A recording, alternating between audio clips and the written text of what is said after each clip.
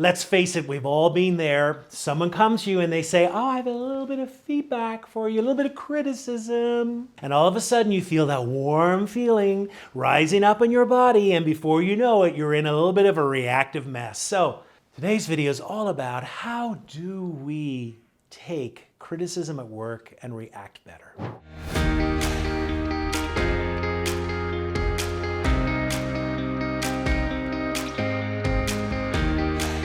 Today I want to offer you 7 different ways that we can take on board any criticism or feedback that we fear, and instead of it ruining our day, rather turn it into something that is productive in the long run.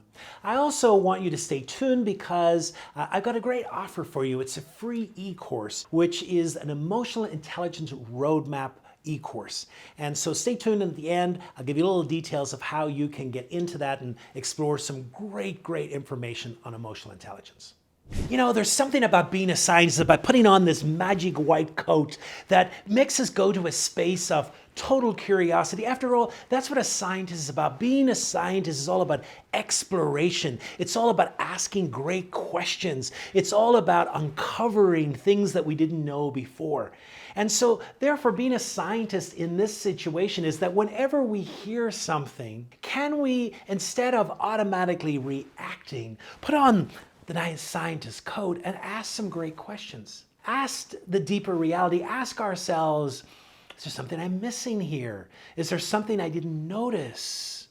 But really, it's this attitude of curiosity. You know, scientists like to hold themselves to be objective in the truth, to look at things objectively. And really, that's a really great approach when it comes to dealing with some things that we hear at work. Can we become objective about certain things? Can we look deeper into what's happening? And can we ask some really great questions? You know, sometimes, and you may call me crazy for this, sometimes with my clients, I actually ask them to physically put on a scientist coat, not in the midst of the conversation, but just afterwards, because there's something about wearing it that gives you a different demeanor of curiosity. Try it. You never know. You might become more curious just by wearing it. The second point is listen intently. Now, one of the problems that we have when it comes to receiving some criticism or some feedback that we're not wanting to hear is that we really don't hear it. It's that we automatically go into a defensive mode, and that defensiveness can be in our body, but also can be in our listening. Our defensive can be in such a way that when we hear something, all of a sudden, we're beginning to practice how we're going to respond. And when that happens, something interesting also happens, and that is we cut off really listening to what a person's saying.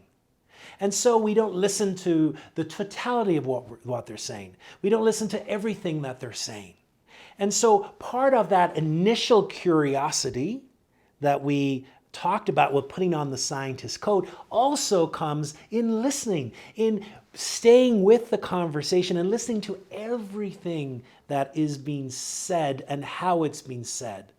Because that as well will help us really get to the core of the information that's trying to be conveyed. Point number 3 is try not to take it so personally.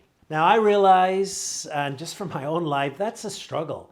You know, it's a real struggle when someone's giving you feedback that you don't want to hear, not to take it personally. But yet, if we look at it as an opportunity for growth, if we look at it as a way of pointing light on something that needs to change, then at times we can view it through different lenses.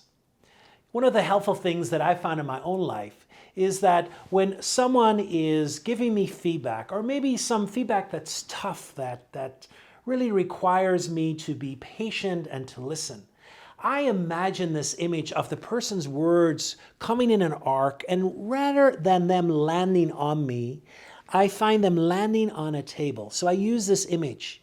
And then I look at the table or look at the space between us, and I try and investigate everything that's there. I become curious about those words. And that helps me depersonalize a little bit. It helps me move away from the notion that this is a direct attack, and rather more on this is data and information that I need to look at. Number 4 is the great question. And the question is this, to ask, is this an iceberg or is it an ice cube? Now the difference is very important. You know, sometimes we receive feedback, sometimes we may get critiqued, and the information that's been given sometimes is an iceberg.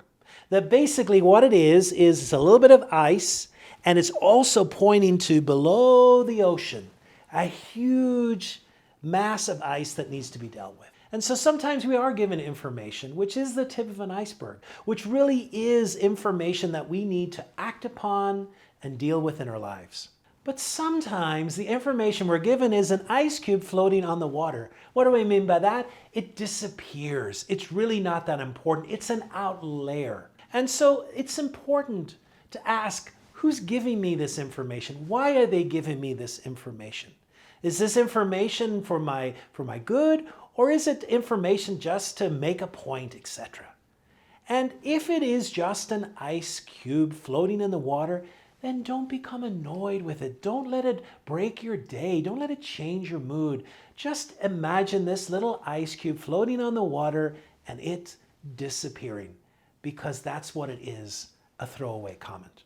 You see, when it comes to receiving feedback, we can become defensive. We can get those fighting arms up. And really what we need to do is to let our body language reflect what we have already discussed.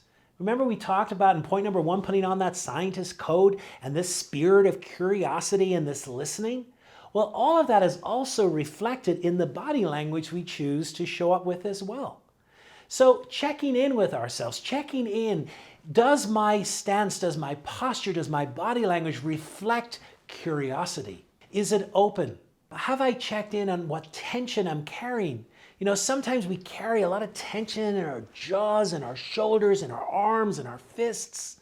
And it can be great just to all of a sudden realize that we have turned into a very defensive posture, and it's time to make an adjustment.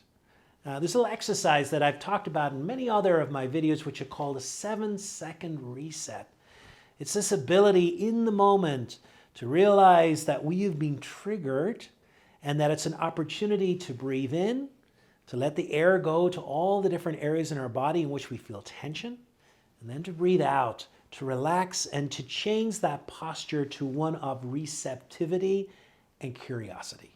Number 6 is to think of it all as a gift. Now, I know this may be a stretch for some of you, but you know, sometimes feedback is an incredible gift. Sometimes life's lessons are difficult. Sometimes changes that we need to make are not pretty, and the way we receive it at times is not pretty. But sometimes that exact experience is just the gift that we needed in the moment. That really it was an opportunity for deeper reflection, an opportunity to perhaps change some things we were doing or some behaviors. And if we can see feedback as a gift at times, it can help that process. It can take a little bit at times out of the sting that so often can happen. So can we view what we're receiving as a gift? And number 7 is get to an improvement plan. So there's a trick here. The trick is that we need to spend enough time being curious and reflecting on what's being said. We need to dwell in the words, we need to dwell and get more data if we need it. However, there comes a point, especially when perhaps the feedback or the criticism is not being welcomed by us, that we dwell on that and it begins to ruin our day, ruin our week, ruin our month, ruin our year. And so what we have to do is to move to a point where we're able to take that and to begin to bring to us all the different things that we need to do to improve or to change. Because that brings a different energy. So the clue here is that we don't want to shortcut the reflection. You need the reflection. We need the curiosity. We need the time to reflect. But we don't need so much that then it becomes navel gazing and that we're just dwelling on what we perceive to be perhaps some negativity. What we want is to create that energy to change and to implement a new plan, a new way, a new form of behavior. Because all of that will bring a different energy than what we're feeling when the moment we receive the initial feedback. At the beginning, I made mention of a free e-course, and today I want to give you access to that. It's called the Emotional Intelligence Roadmap. If you click the link below, it'll take you there, totally free, and it talks about harnessing the power of your emotions. Now, if you've liked this video as well, I invite you to click on the next one, and we're going to talk and explore a little bit more about how to be a better listener.